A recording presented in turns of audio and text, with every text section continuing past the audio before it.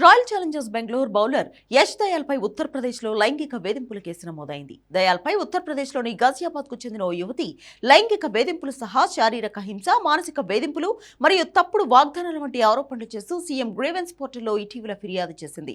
దీనిపై ప్రాథమిక విచారణ చేపట్టిన పోలీసులు ఇందిరాపురం పోలీస్ స్టేషన్లో యష్ దయాల్పై సెక్షన్ 69 కింద కేసు నమోదు చేశారు. పెళ్లి, ఉద్యోగం వంటి తప్పుడు వాగ్దానాలతో మోసం చేసిన కేసులో ఈ సెక్షన్ను ఉపయోగిస్తారు. ఈ కేసులో నేరం రుజువైతే 10 ఏళ్ల వరకు శిక్ష పడుతుంది. దయాళ్ తాను 5 ఏళ్లుగా రిలేషన్షిప్ లో ఉన్నామని సదరు యువతి పోలీసులకు ఫిర్యాదు చేసింది. అంతేకాకుండా దయాళ్ తనను అతని కుటుంబానికి పరిచయం చేశాడని, వారు తనను కోడలుగా స్వాగతించారని ఆమె పేర్కొంది. దీంతో తనని మరింత నమ్మినట్లు చెప్పింది.